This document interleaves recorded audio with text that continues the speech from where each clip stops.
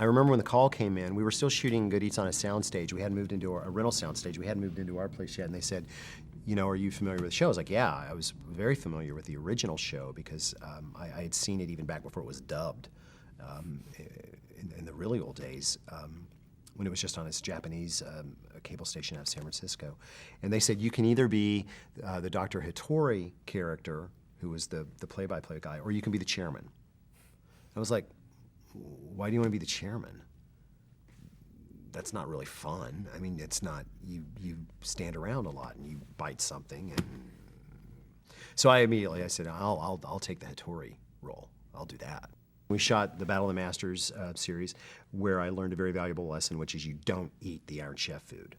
Because if you're allergic to oysters the way I am, and you end up eating something that has oyster broth in it that you didn't know about, you end up in the hospital. So, which is what I did at the end of that.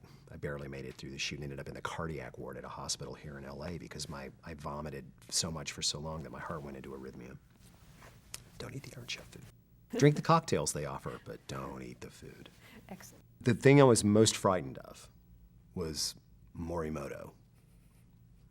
Because Morimoto didn't cook with my pantry, and he had a lot of stuff, and he liked to keep secrets. And so what I decided to do, beginning with him, was I started building a database. I used PowerPoint at the time, and I built a massive PowerPoint presentation that was a slideshow of his ingredients. It would be every pantry ingredient I could get my hands on, a photograph, scientific names, descriptions, and how they're used. And I would keep this open on my desktop all through the battle so that I could quickly reference, move through, know what something was, know how to pronounce it, know what it was used for. And I started building them for other chefs as well because Batali was almost as hard. I especially had to be careful with pronunciations because I'm not good with foreign language pronunciations. I'm pretty crappy at it. And so I started building these databases. But what I realized is that the secret ingredient's easy. It's no great shake because I know ahead of time. But what you have to do is you have to get there really early in the morning. We shoot 2 battles a day. Is you've got to get there. Each chef is allowed to bring in about $500 worth of their own stuff. Well, you've got to get there early enough in the morning to put your eyes on those racks when they come in so that you know every single ingredient. Because the goal for me is to never be surprised by an ingredient, ever. Everything that hits the counter, I know what it is, I know what it's used for. I'll act like I'm surprised, but I know everything. I already know everything they brought into the kitchen. And slowly over time, I've learned that depending on when it comes out in a battle, I actually break a battle into quarters. And certain things, if I see something happen in the first quarter, I can start guessing what it's going to become because I know, I've learned over time the progression of how long it takes to do something. So, you know, and certainly with the Iron Chefs, you see patterns repeat over and over again. So you learn their cooking patterns. But above all, don't be surprised by something that hits the counter. But you got to sound surprised because then that makes you sound smart.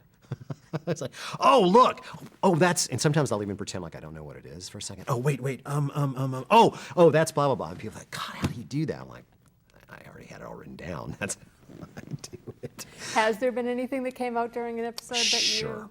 Sure. And how do you deal with that? I go back and fix it later in voiceover.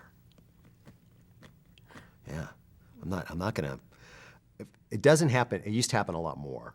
And Morimoto will still do it. I think he does it to me on purpose, where he'll sneak stuff in and have it hit the counter. And, but I have spies. I also have spies. I have a spy in his organization, in fact. I'm not gonna name names because he might disappear. Who will give me information ahead of time, like watch out for the blah, blah, watch out for the mountain yam, or, you know, watch out for the blah, blah, blah. I'm like, oh, okay, you know, and I've amassed enough information now to where I can get by. I know the secret ingredient's about a month out. But watching the secret ingredients is no big deal. That's not the fun part of watching that show. It's the pantry ingredients. It's what they bring with them that really tells about a chef. That's the stuff that's interesting to watch. You know, about a week before the battles, they're given a list of possibilities for the secret ingredient. And I think, which is a tradition out of the original Japanese version, I think it's like 8 things. It's gonna be one of these 8 things.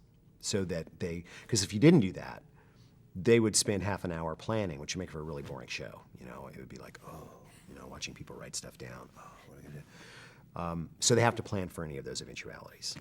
The Japanese version of the show did that too, but it was far easier. It'd be like, today's secret ingredient will either be a wooden stool, a bicycle, or salmon. You had a good shot of getting it, you know. That's only a rumor. I've heard that's true, though. The only time I cringe is when I see the ice cream machine come on, because it's been the death knell of so many. And I also get worried about the clock for them. But I never assume that I know more than they do or that I know something that they don't know.